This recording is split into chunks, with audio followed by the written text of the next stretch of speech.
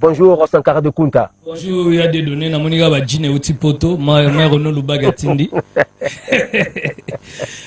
Donc en tout cas ba bon dimanche na président Wera Son roi de la forêt. Donc deto e awa en tout cas toza na nouvelle moro déjà oyo batuno so ba yebi fête ya ba amoureux. Donc tozo beng ça tous les amoureux boya bongo na Olive Verte sur boulevard à diagonale il y a Régie des Eaux. En tout cas Wera Son roi de la forêt le 14 il y a Saint-Valentin. En tout cas boya wana bino tout. Cause à l'amoureux, il faut à la marier. Cause à l'amoureux, ata, aux célibataires, ata qui chéri, ata copain copine. Oh, nous sommes amoureuses. Voilà. Donc, oh, nous sommes amoureux, nous sommes bandits qui chéri.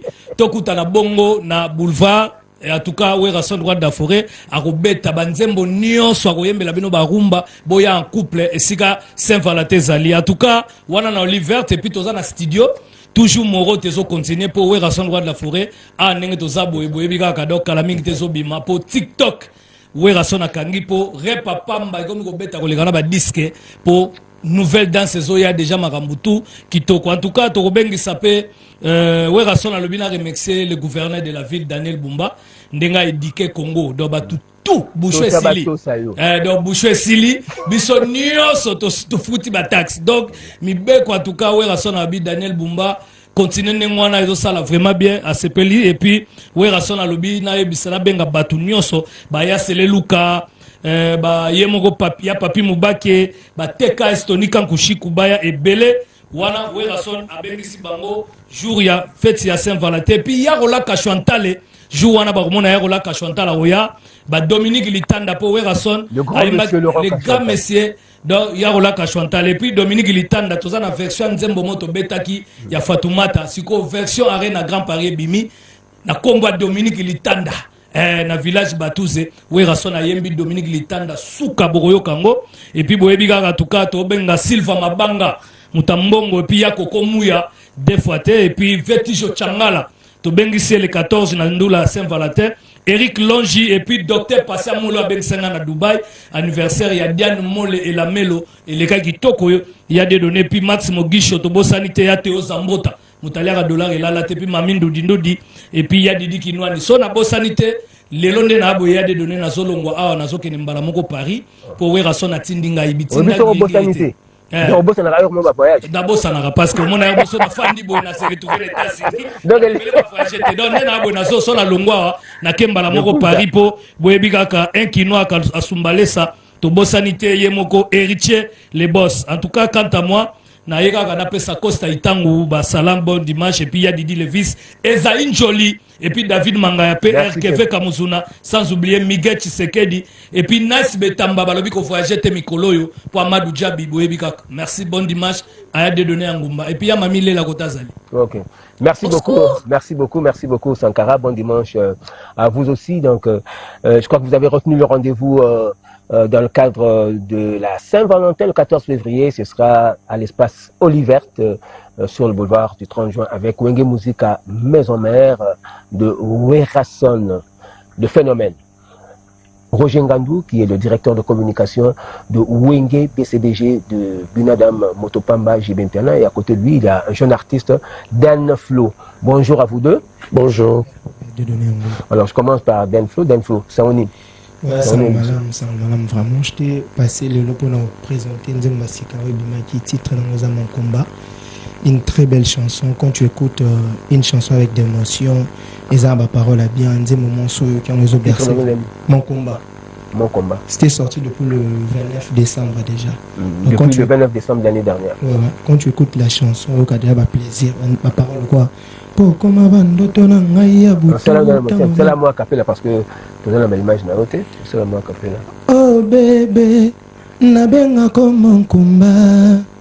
Termine ici, réalité barève nanga. Motema, nanga na pesi au cadeau. Na la pinda ye, na kolinga lisusu te. Nga vraiment na boyo, pona linga sunanye.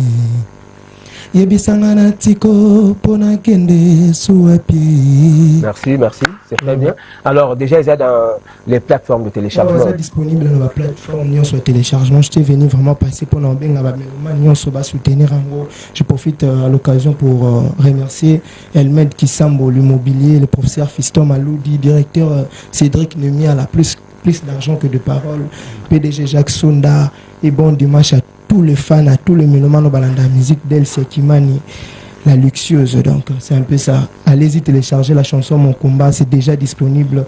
Le dé de la force à votre artiste Dan Flojan en coulant de force à rater. Merci beaucoup. Merci beaucoup. Alors, vous passez le micro à Roger Ngandou. Roger Ngandou, quelles sont les nouvelles de Wenge BCBG? Je suis là juste pour confirmer les rendez-vous de ce soir, à partir déjà des 19h, à l'atmosphère du Pullman de Kinshasa. Et le 14 février, à titre de rappel, c'est la fête des amoureux. C'est une date où il n'y a pas d'excuses. Donc, la date Mogo, où ils auront échange des cadeaux avec la personne auto-partagera quotidien, à ma contre-temps où ça va. Et puis, la date Mogo, où Tobi Misaka, être accompagné à Rabisso, et Nitsaïm. Donc, en matière d'amour, en matière de rumba, en matière, il y a massage de cœur, c'est papa chéri ou rien. Donc, date où on est quoi inaperçuté. Voilà, Pullman, ils ont fixé nos rendez-vous le 14 février, la fête de Saint-Valentin, à l'atmosphère du Pullman de Kinshasa. Et puis le 7 mars, Torozalabongo, en face, il y a Maison Schengen, dans un terrain commet, et ça bon un cadre et un festival Femmes et Flammes qu'organise le groupe Poulet Chaud. Ils en compte, il y a 8e anniversaire Nabango. Vraiment, Mama Kati, il a sali cadeau à tout le monde à $5 américains, $20 VIP. Bissognos tous les 7 mars, Tokuta Nabango, na terrain commet. Du coup, je tiens à remercier et à souhaiter un bon dimanche au président du club national des sous-traitants, Gabriel Chitende, sans difficulté financière. Et merci infiniment au colonel J.C. Moussampa. Merci à Gaël Panzou. Merci à PDG Igado. Merci à Meya Micheli Moudiaï Lentello. À Chamasco Loabe à Bruxelles. Merci à Dominique Litanda Sena. Et pour finir, je remercie Maître Christian Ankara qui fête son anniversaire. Merci beaucoup Roger pour ces informations en rapport avec les activités de Wenge BCBG de Binadam Motopamba JB Mpiana, et retenez également, chers téléspectateurs, que monsieur voilà. À quelques mois des concerts de Fally Ipupa au Stade de France, plus précisément les 2 et le 3 mai prochains, la commune de Bandalungwa, dont il est natif, se prépare à ériger à l'artiste un monument. Ce projet a été présenté à la presse et aux opérateurs culturels hier, samedi 7 février 2020, dans la salle polyvalente de la dite commune. Nous allons revenir sur les images de cette manifestation de dimanche prochain dans notre émission Caribou Variété. Mais pour l'heure, chers téléspectateurs, comme je vous l'ai dit, nous allons recevoir celui qui a décidé de pérenniser l'œuvre de Stervos Niarchos, Adrien Mombele, alias Stervos Niarchos, le Nganché. Il s'agit bel et bien de Papa Griffe. Bonjour Papa Griffe. Bonjour directeur Dieudonné Yangumba. Voilà. Salon bien super leader. Pour pas leader basé belé, mais super leader à Zalara Moro, la musique africaine. Donc au début que 25 mois, dans les années 30, moi je pense que Zara qui pour un changate. Na beta qui tournait à States et puis na suki na Maroc, na kenda pe otala Tombo ya Mobutu, place Bakundaki pour na kendaki. Notre objectif est de soutenir Léopard Nabiso à Bipola.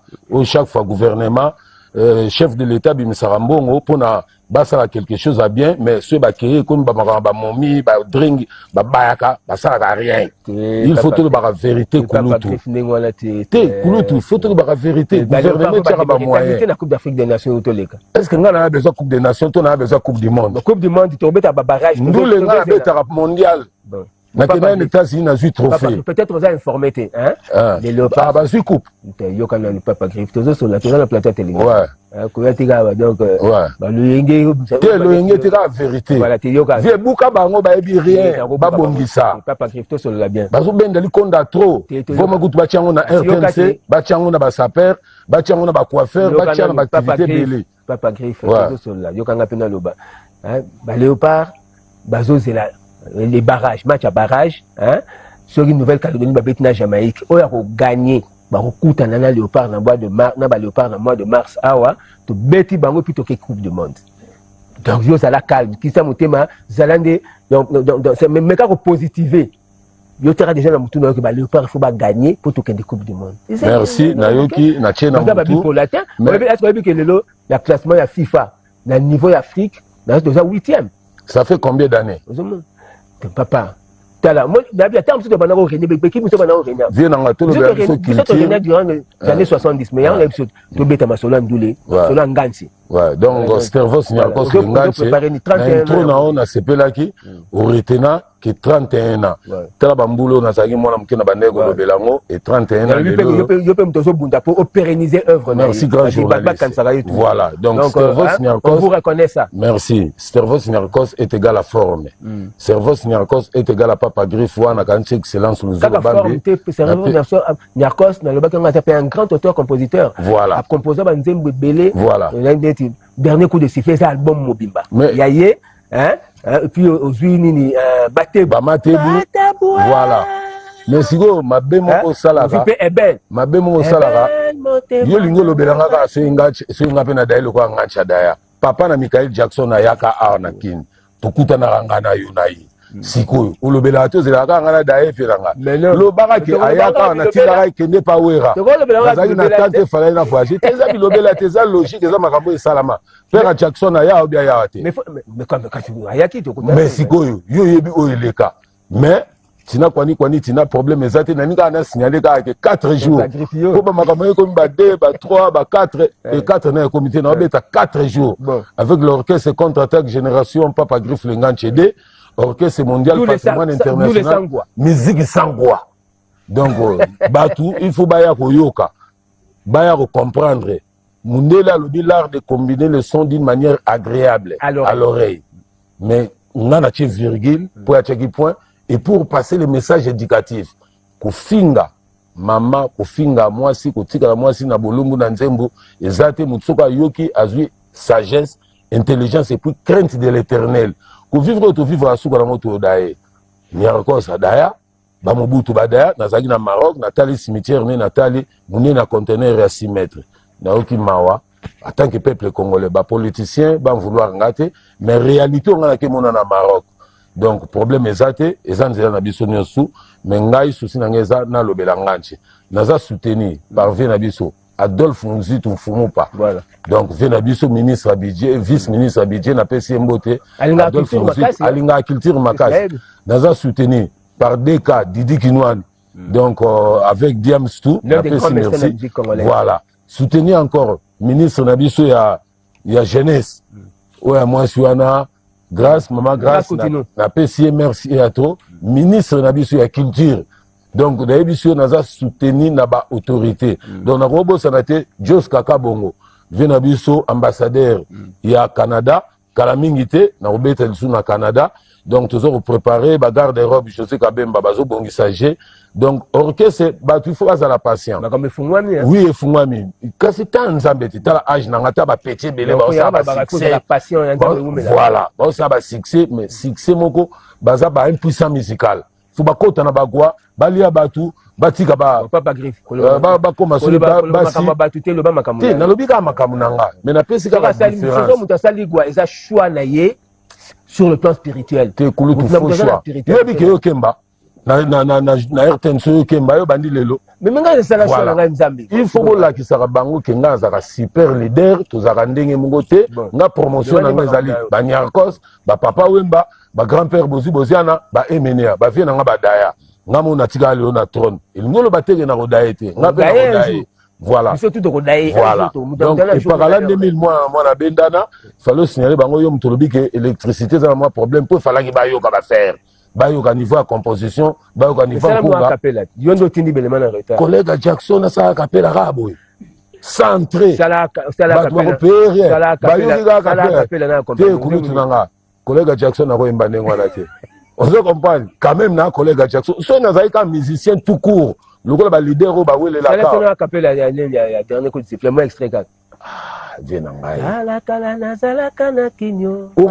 okoyoka de anguluma po musique fo okotisa eloko mais sikoyo anguluma ya yo moko me ngai nakotisa anguluma te de anguluma sikoyo nakobeta yango kaka boye baya kaka les 10 les 11 les 12 les 13 na avenue université numéro 7 na commune ya Limete na quartier Mombele kaka na makadamu wana ex Suzanela baya yoka ngo na osala ngo en plein air bandela date les 10 jour Niakos akufaka les 13 les 11 les 12 les 13 ba invité nanga bazali na kanisi pe lokola grand-père azate vie na biso nani Fufumo Fude oyo azali pas grand-père ya représenté Antichoc na côté ya grand-père côté ya papa et bato baya représenté yango bapompo miyake nani Apocadero et puis parti à Santa bon Chengenge pa kozala donc baartiste bakozala ebele eza nango kaka en plein air liboso ya Suzanela baya les 10 les 11 les 12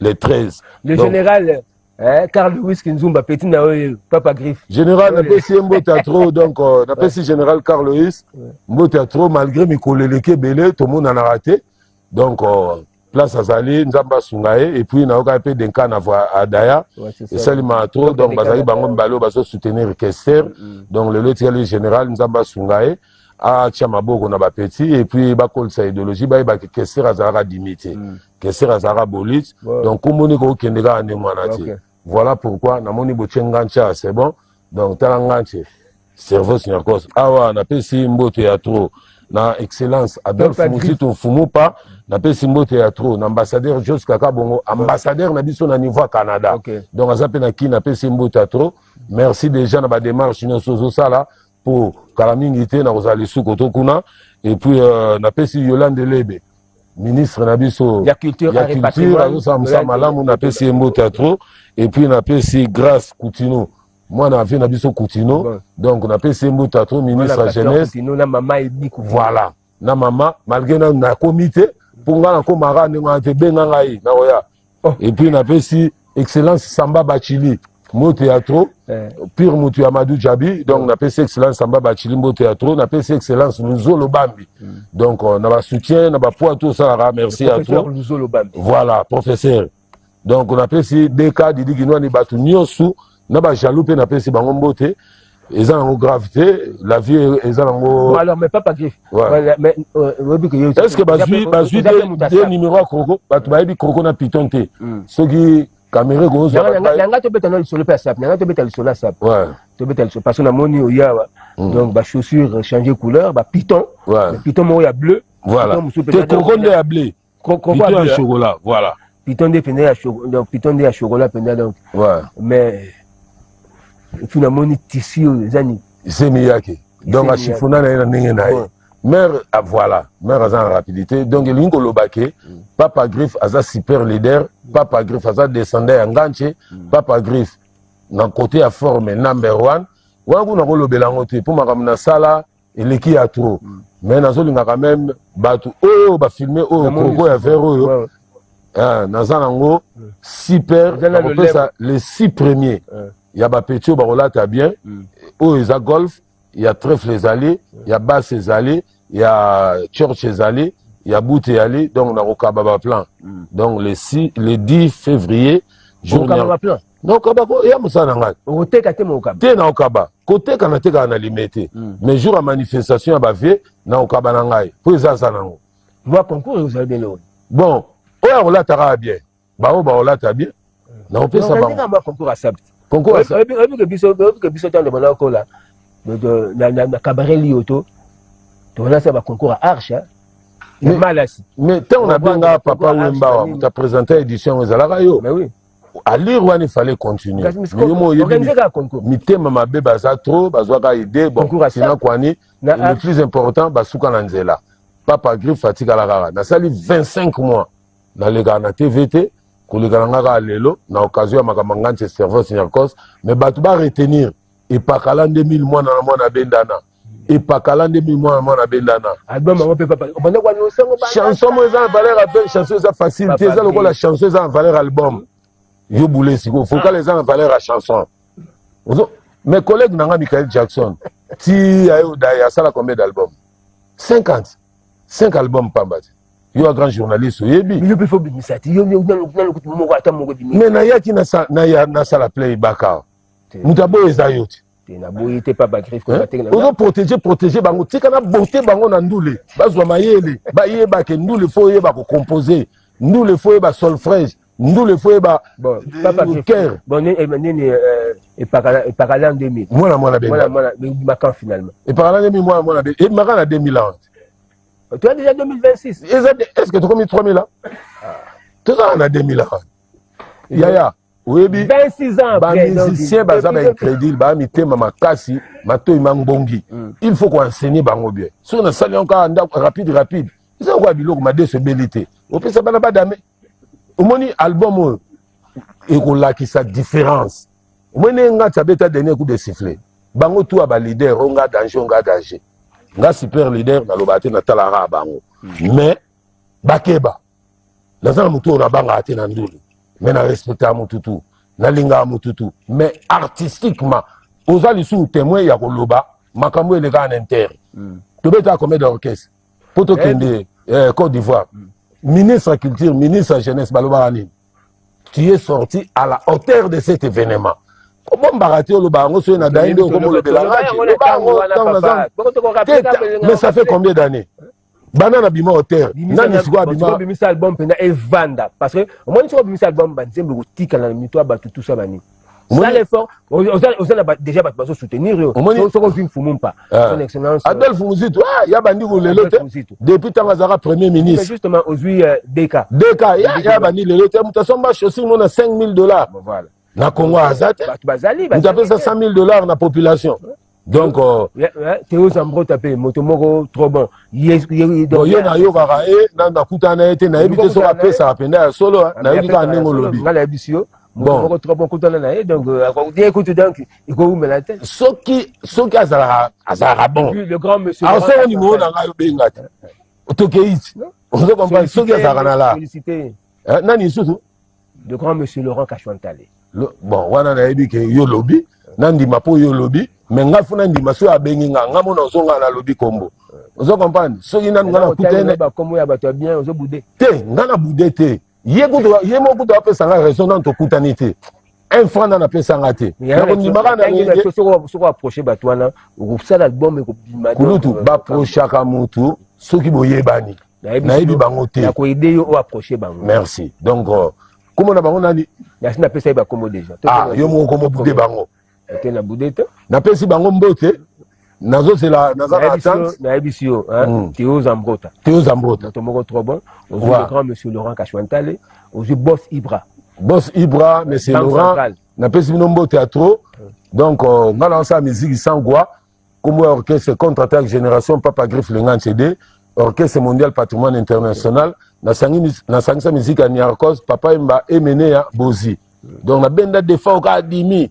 pour y passer muta forme donc musique nanga ngana sala sko patu ana tala solution au comparant on orchestre ni na Congo ou bien en Afrique c'est très bien États-Unis na soit trophée na ngo awa siko na uti tourner na States na ke osuki sana Maroc na kenda à la place Bakunda Mobutu na soutenir Léopard na pesi bango 3 paires ya chaussures par joueur mais souka nango ba salaire donc muto sala ba faire ndenani Lumumba est-ce que mboka mo mezala nengo ba coiffeur ba sapeur ba peintre tous ces belé toi na besoin là son excellence président Fachi kanisa pe biso oyebinga na kombo oyebinga na longi oyebinga na boulot oyebinga pe na secteur mais bando sur pouvoir excellence kanisa pengaye et ça moi bien merci à toi na PCP maman Denise Mbote garde-robe na pesi Mbote na Canada yeba ke na soya Anissé Pedro makamango ebandi donc na pesi bana garde-robe José Kabemba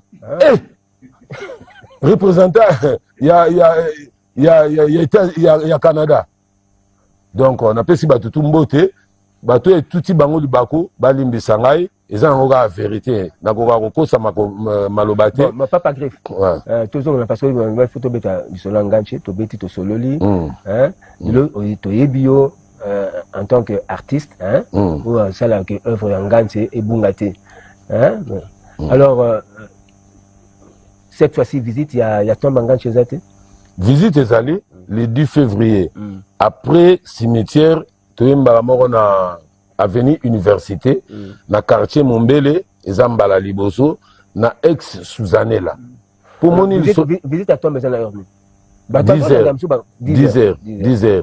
10 heures na cimetière à Gombe 16 heures à partir ya d'ailleurs eza nango kuta en plein air eza nango te moto amitungisa ezaka liboso ya ex Suzanela à l'époque pour baartiste ebele lelo bayebi Suzanela te babeta en Suzanela te mais nayebi que jour ozwa temps oexplike bango Suzanela ezalaka lokola Olympia lelo awa na kati ya Congo Suzanela tozalaki na vis-à-vis tozalaki na nini 1 2 3 tozalaki na Bolingo Bar voilà tozalaki na VV Center mais na nyonso eloko elekaki ezalaki Suzanela donc Suzanela ezalaki place mythique oyo ezalaki baartiste et tout bazokende mais tokobeta na liboso elingi oloba eza ndula suka te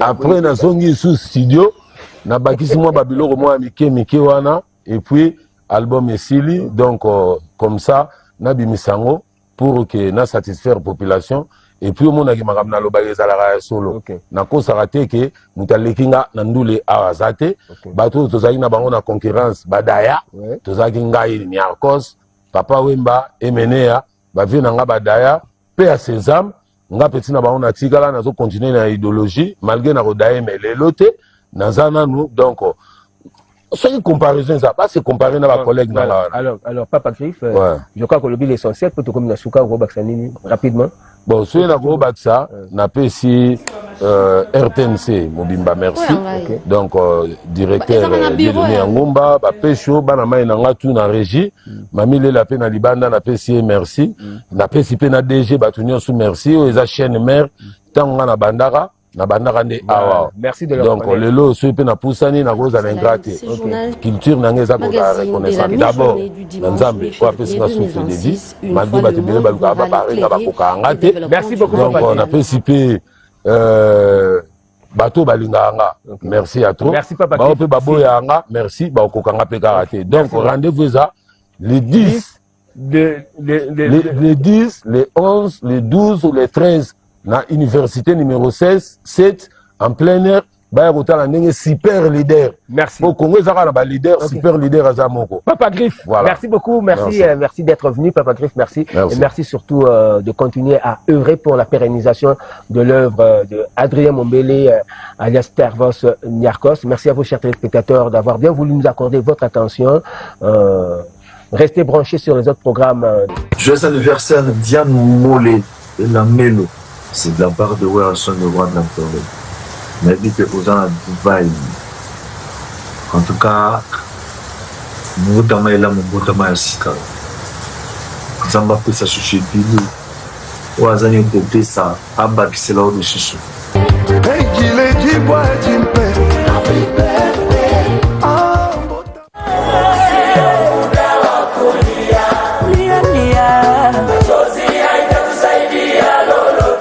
Chancelier des Zimbabwe s'est produit dans un concert live spécial Saint-Valentin. C'est samedi 14 février 2026 à l'espace Planète J du quartier 1 Ndjili dans la commune d'Ndjili à partir de 18h. Les artistes ou musiciens Gianni Pacha et Nicodème se produisent dans une soirée VIP le samedi 14 février. Ce sera sur le boulevard Arthur Sauvé à Saint-Eustache 1034. Ouverture des portes à partir de 19h30. Les premiers concours des talents gospel congolais sera organisé en Afrique du Sud du 7 février au 7 mars 2026. Ce programme offrira aux chanteurs gospel congolais une plateforme unique pour relever leurs talents et lancer leur carrière musicale. Au cours de la compétition, les candidats vont enregistrer une chanson collective, un message de foi et de paix pour la République démocratique du Congo. Fieko Talent, là où les talents rencontrent la destinée.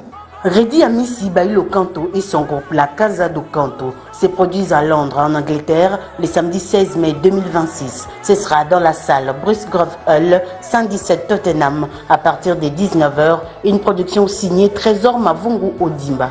La chanteuse Tatiana La Douceur et Temba Solo vous invitent au concert live barbecue chaque samedi à la Coloisite Hôtel Tropicana en face du supermarché Esca de 16h à 22h. Ceci se passe à Kolwezi Yalisano dans la province du Lualaba. Le chanteur Ladi Miyembe annonce pour très bientôt la sortie de son single intitulé Bilokos qui sera disponible sur toutes les plateformes de téléchargement. Kadi Wakundemba et son groupe Bayouda Nouvelle Génération en concert live chaque vendredi à l'espace G8 situé dans la commune de Gombe à partir de 18h. Ne manquez pas ces rendez-vous. Les titres monuments préférés du chanteur, auteur et compositeur Smoke Mamba, transfuge de la team Wata d'Héritier Watanabe, est déjà sorti depuis le samedi 27 décembre dernier sur toutes les plateformes de téléchargement. L'artiste au musicien Parfum d'hiver a mis à la disposition du grand public la chanson Francis Eweta, sortie depuis le lundi 1er décembre dernier à minuit sur toutes les plateformes de téléchargement. Ce titre est tiré de son prochain album qui continue à enregistrer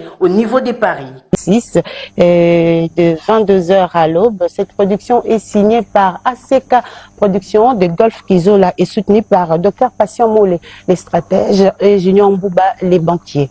Sinomoubi continue à séjourner ici au pays. Il y a également un rendez-vous pour le 14 avril. Oui. Le 14 février, excusez-moi. Oui, et l'as de la chorale, Sinomoubi, est l'auteur-compositeur de la très célèbre chanson Mejengoyi, qui continue à être écoutée massivement jusqu'à ces jours. Il fête avec tous les amoureux de la capitale chinoise. Et ce sera un rendez-vous à ne pas manquer, un événement en couleur avec Sinomoubi, l'as de la chorale. Ce sera le samedi 14 février à Matongé, dans la commune de Kalamou, sur l'avenue Ndigba numéro 14. Du côté école Monseigneur Moquet, à partir de 22h, cette production à ne pas rater avec Sinomoubi, l'as de la chorale. Enfin, Félix Wazekwa. Mokwa Bongo et son groupe culturel Pays Vie sont en studio en train d'enregistrer un nouveau single et les tournages des clips. Mokwa Bongo est éprouvé, il a perdu son frère Claude Makangu depuis le mercredi 28 janvier dernier. Olivier Ilangui la présente ses condoléances à Mokwa Bongo qui est profondément éprouvé et remercie toutes les personnes qui s'associent à sa douleur. Mais en attendant, les mélomanes peuvent savourer l'album des Mevida qui est toujours disponible sur toutes les plateformes de téléchargement. Alors, toute l'équipe de production de Caribou Variété présente ses condoléances à Félix Wazekwa Mokwa Bongo pour la perte de cette personne chère à sa famille. Bon dimanche à Eric Mayoni, l'homme des actions concrètes. Bon dimanche également à Trésor Mavungu Odimba, l'unique producteur de Londres en Grande-Bretagne. Bon dimanche aussi à Guillaume Mbombo. Et enfin, bon dimanche au boss Perry Kapalaï. Chers téléspectateurs, Junior Ngongo est un artiste congolais, musicien professionnel, professeur de musique dans les îles Mayotte, qui est l'un des départements de la France. Et Junior Ngongo a à son actif un album de 12 titres intitulé Maza, où on retrouve plusieurs chansons. Je l'ai dit, cet album de 12 titres, parmi lesquels la chanson Overdose, qui a bénéficié de la participation vocale du chanteur Déplique Pomba. Notons que Junior Ngongo a réalisé aussi un cover de la célèbre chanson Africa Mokili Bombimba de l'African Jazz en version reggae. Ce dimanche, nous vous proposons le clip du titre Love is Melody, qu'on retrouve bien sûr dans l'album Maza. Suivons. Voilà, rendez-vous est pris avec Sielibou, Papa Saint-Valentin. Papa Saint-Valentin, Sielibou, le 14 février. Donc, nous allons tous nous rendre au Musée National pour célébrer la Saint-Valentin, la fête des amoureux. Sur le plateau, je reçois Gracie Aza, top modèle. Bonjour Gracie. À côté de lui, il y a Olivier. Olivier, c'est le porte-parole de l'orchestre Planète Élégance. Bonjour. Ouais, bonjour à des données. Si vous avez compris, c'est donc l'une des chanteuses de l'orchestre Planète Élégance du chancelier des Imbossé, Papa d'Amour. Et derrière là, je vois les bébés d'amour, ce sont des danseuses. Bonjour. Voilà. Alors, Saroni Boye, la Boye, le Bissolelo. Grécy, c'est mon ami. Oui, merci pour la parole. Sambodaka Kamoko, qui est le 14 février, la planète J avec le papa d'amour chancelier ici. Boya Ebele, Tobengi, Bana Nyonso ya Tchangu, Bana Njili. Voilà, je Baya Ebele wapi. Baya Ebele na planète J, il y a quartier 1, na le 14 février pour un concert ya Monene. Et les kakuna dans Tokobina Bakishondo, Tokobina Limbondo, ba femme de valeur nyonso baya po baya ko mona Grécy Aza en live. Ba CP là vraiment mingi. Donc rendez-vous ezaka ka moko le 14 février dans Planète J. Yandi le quartier 1 référence entrée à Kimbuta. OK. Oui, Olivier, c'est ça au micro Olivier quoi parce que ouais, des données à Ngumba donc chancelier des Imbo c'est papa d'amour rumbe ko likambu abingi vraiment ba mourir à bonne musique surtout ba vrai amoureux vraiment bateau balingana qui banda décembre et février ba ko sepana biso le 14 février na Planète J. Donc place au pena ba ko rumba plus c'est ça ka wana te ba yo ka na Saint-Valentin au papa d'amour yemba na disque bazana cadeau na ngona ba concert wana. Donc baza la vraiment belé bana changu quartier 1 bana mapela bana ya commune tout eza pembeni ya changu wana tout kutana bango le 14 février na Planète J ba osala des sites ba o mona ba bébé d'amour génération artificielle ba bitu zo pesa makambo génération artificielle vitesse ça makasi. Donc minya ko loba traiter ceux qui ba yé ndé ba ko vivre vraiment que génération artificielle. Donc vraiment to beng ba moko ta bonne musique base à la prison na biso le 14 février osala super bien donc c'est ça. OK. Alors Grécy Robin na malami ça pas Robin. Bon, on a ça va te belé au benga na bengi bana tous ensemble nyonso.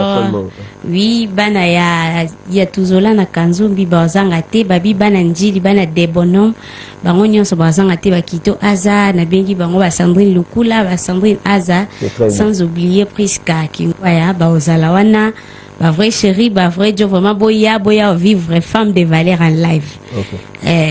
Merci beaucoup. Alors bébé d'amour bolovini. Moi le roka quand même keka bol ba bongo to landa extrait chanson na Saint-Valentin. Tout le monde a des beaux catalogues. Tout bien si ba fan nyonso balinga Planète Élégance boya mona ba bébé d'amour. Donc ba vivre ba kishondo ba maluvo nga ba limbondo. Donc tozala wana et on se pela na bango ensemble et ça biso bien. Tout bien bango boya kaka. Boya mona makam quoi. Merci beaucoup. Alors la moni tout ça c'est dis-moi Saint-Valentin hein. On va faire on va faire. Moi capella. Oui. Ça là moi tu as ça là. Baninga bazo vivre sentiment ya Saint-Valentin. Mengana komiko vivre souffrance ya Saint-Anuarité na chambre nga moko. Sentiment ya fête sengaka masangebele ebongo o église sengaka baninga. Sentiment ya Saint-Valentin sengaka ozala pembeni ya moto oyo lingaka Merci beaucoup. Merci beaucoup. Donc, femme de valeur et ça la bien ma classe. Okay. Merci beaucoup. Prenez rendez-vous avec l'orchestre Planète Élégance du chancelier des Imbossé Papa d'amour le 14 février prochain.